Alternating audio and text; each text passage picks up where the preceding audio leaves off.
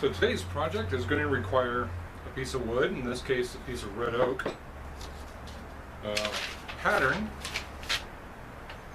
some sugar, self-rising flour, and a beer. Want to know what we're going to make? Stick around.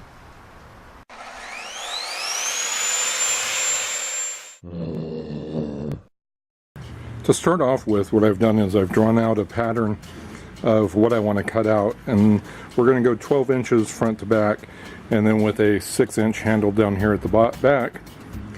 I've found the center going both directions. We're going to need those center lines here in a bit.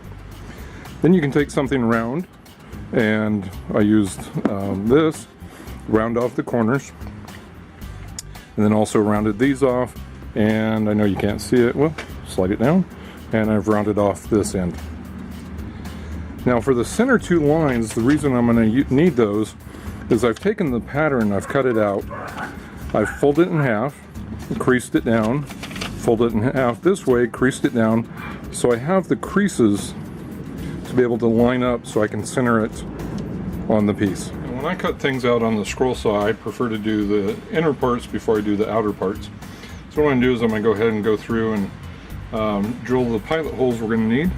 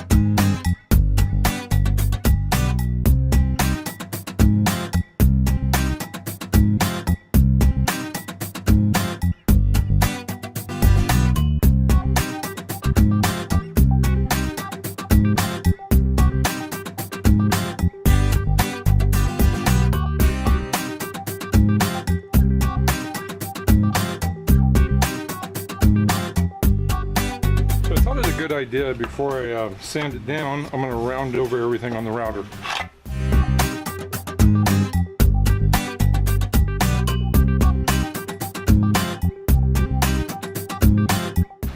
Now let's get into the sanding.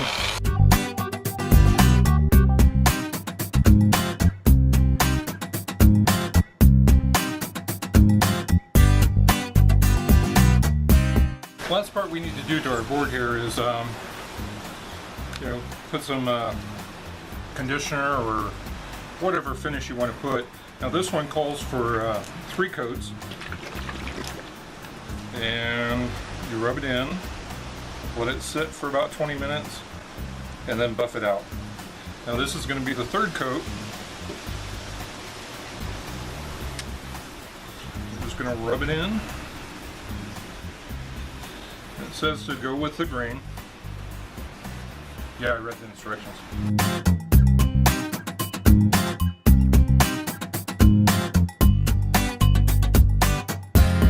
So we'll wait for this to dry and come back and buff it out. Okay, so now we have our finished breadboard, and we have our ingredients with us. The self-rising flour. Now that's important that it's self-rising, not your standard flour.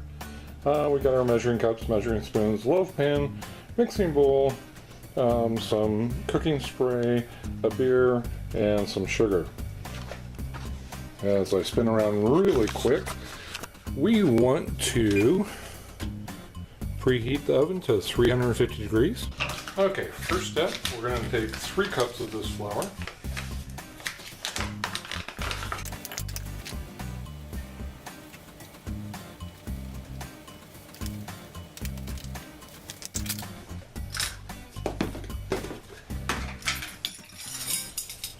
3 tablespoons of sugar.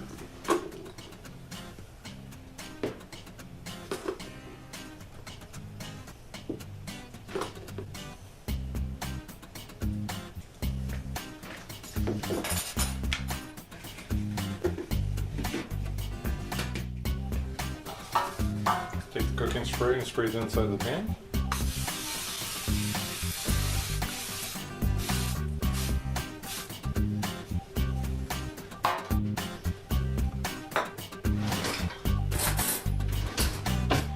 Take a fork and mix together the flour and the sugar.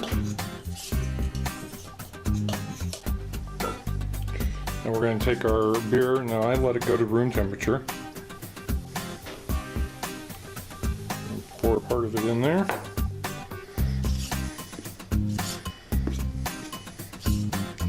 Now, from what I've been told, you don't want to use light beer when doing this, just a regular beer. I also suspect, depending on what kind you use, it can change the flavor.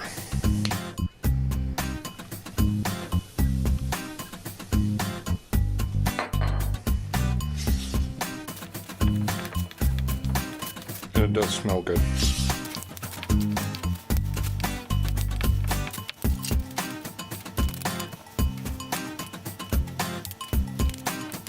Now what I like to do is let it sit.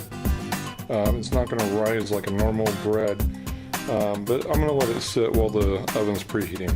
Okay, so the oven's done preheating. So we're going to take this over here, open that up, slide that in there, and we're going to go set a timer for 15 minutes and we'll come back and check on it.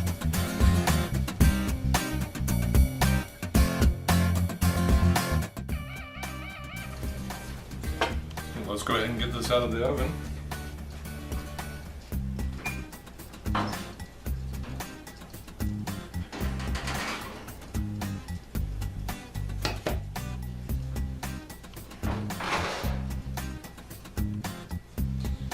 And what some people like to do is after it's baked, go ahead and just spread some butter on the top.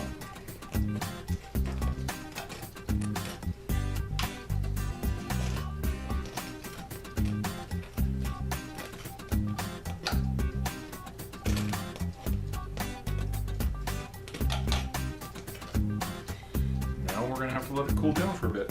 So that concludes this project. We have our breadboard, we have our fresh loaf of beer bread.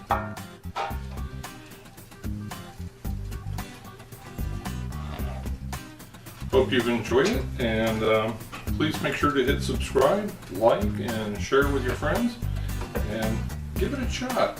Try making it. Use somebody's phrase. Good stuff. Thanks again.